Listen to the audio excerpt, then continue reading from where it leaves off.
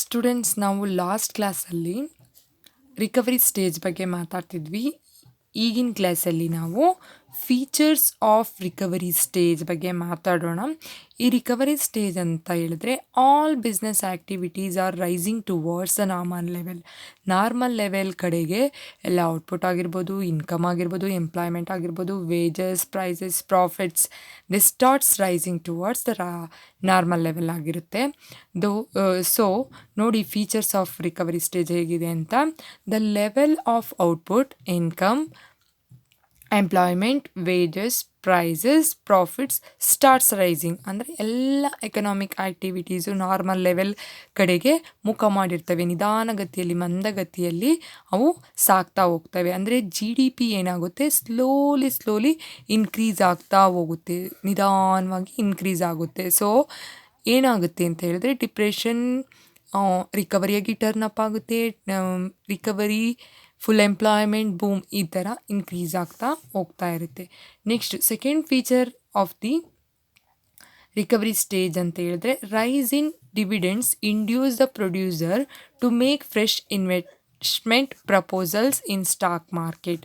More and more ಏನು recovery ಸ್ಟೇಜಲ್ಲಿ investment ಮಾಡಿರ್ತಾರೆ ಅದರಿಂದ ಏನು ಬರುತ್ತೆ, ಪ್ರಾಫಿಟ್ ಬರುತ್ತೆ. ಪ್ರಾಫಿಟಿಂದ ಡಿವಿಡೆಂಡ್ಸ್ ಬರುತ್ತೆ, which induce or inspire the shareholders to make fresh investment proposals in stock market.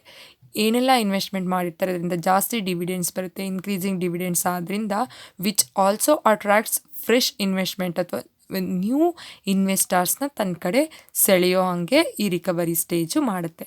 Next feature ಅಂತ ಹೇಳಿದ್ರೆ share prices goes up and generate favourable climate for new investment. ಈ ಶೇರ್ ಪ್ರೈಸಸ್ ಎಲ್ಲ as dividend increase ಆಗ್ತಾ ಹೋದಂತೆ investment existing shareholders investment ಜಾಸ್ತಿ ಮಾಡ್ತಾರೆ. So ಆವಾಗ share prices increase ಆಗ್ತಾ ಹೋಗುತ್ತೆ. ಇದೇನು ಮಾಡುತ್ತೆ ಅಂದರೆ ಫ್ರೆಶ್ ಇನ್ವೆಸ್ಟ್ಮೆಂಟ್ ಅಥವಾ ಹೊರ್ಗಡೆಯಿಂದ ಇನ್ವೆಸ್ಟ್ಮೆಂಟ್ ಅಥವಾ ಬೇರೆ ಫ್ರೆಶ್ ಇನ್ವೆಸ್ಟರ್ಸ್ನ ಜಾಸ್ತಿ ತೊಗೊಂಡು ಬರುತ್ತೆ ಈ recovery stage. This are the features are characteristics of recovery stage. Next and very important third stage ಅಂತ ಹೇಳಿದ್ರೆ that is prosperity or full employment. Prosperity or full employment.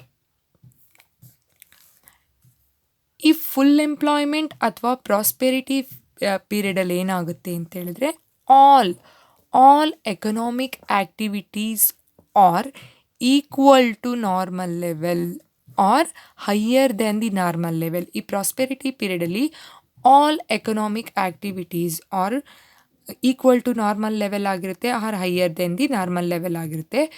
When after recovery starts, once started it takes momentum. ಒಂದ್ಸಲ recovery start ಆಯಿತು ಅಂತ ಹೇಳಿದ್ರೆ ಇದು gradually increase ಆಗ್ತಾ ಹೋಗ್ತಾ ಇರುತ್ತೆ. Where in all available resources are fully employed at current wage rate. ಏನು idle resources ನಾವು ರಿಕವರಿ ಸ್ಟೇಜಲ್ಲಿ ಯೂಸ್ ಮಾಡ್ಕೊತಾ ಹೋಗ್ತೀವಿ ಅವನ್ನೆಲ್ಲ ಎಫೆಕ್ಟಿವ್ ವೇನಲ್ಲಿ ಬಿಸ್ನೆಸ್ ಆ್ಯಕ್ಟಿವಿಟಿಗೆ ಯೂಸ್ ಮಾಡ್ಕೊತಾ ಹೋಗ್ತಾರೆ.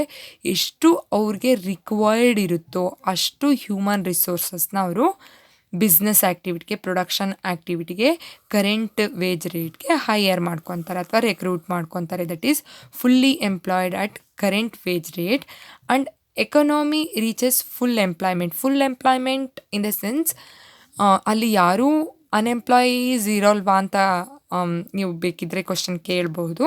ದಟ್ ಈಸ್ ಏನು ಅಂತ ಹೇಳಿದ್ರೆ ಅವರು ಒಂದು ದಿನದ ಪ್ರೊಡಕ್ಷನ್ಗೆ ಅಥವಾ ಒಂದು ಫಿಕ್ಸ್ಡ್ ಪೀರಿಯಡ್ಗೆ ಎಷ್ಟು ಅವರಿಗೆ ಕನ್ಸಂಪ್ಷನ್ ಅಥವಾ ಡಿಮ್ಯಾಂಡ್ ಬರುತ್ತೋ ಅಷ್ಟು ಪ್ರೊಡಕ್ಷನ್ ಮಾಡೋದಕ್ಕೆ ಎಷ್ಟು ರಿಕ್ವೈರ್ ಇರುತ್ತೆ ಹ್ಯೂಮನ್ ರಿಸೋರ್ಸಸ್ನ ಅದಷ್ಟನ್ನು ಅವ್ರು ಏನು ಮಾಡ್ಕೊಂಡಿರ್ತಾರೆ ಅಂದರೆ ಫುಲ್ಲು ರೆಕ್ರೂಟ್ ಮಾಡ್ಕೊಂಡಿರ್ತಾರೆ. ಗೊತ್ತಾಯ್ತಲ್ವಾ? ದಟ್ ಈಸ್ ಅವರಿಗೆ ಎಷ್ಟು ಪ್ರೊಡಕ್ಷನ್ ಬೇಕು ಅಷ್ಟು ಪ್ರೊಡ್ಯೂಸ್ ಮಾಡೋ ಹ್ಯೂಮನ್ ರಿಸೋರ್ಸಸ್ನ ಅಥವಾ ಲೇಬರ್ನ ಏನು ಎಂಪ್ಲಾಯೀಸ್ ಆಗಿ ತೊಗೊಂಡಿರ್ತಾರೆ ಬಿಸ್ನೆಸ್ ಆರ್ಗನೈಸೇಷನ್ಗೆ. It can be defined. ಇದನ್ನು ನಾವು ಹೇಳ್ಬೋದು ಇನ್ನೊಂದು ಥರ. ಏನಂತ ಹೇಳಿದ್ರೆ prosperity is a state of affairs in which the real income consumed, produced and the level of employment are high, and these are no there are no idle resources, and there are no idle resources.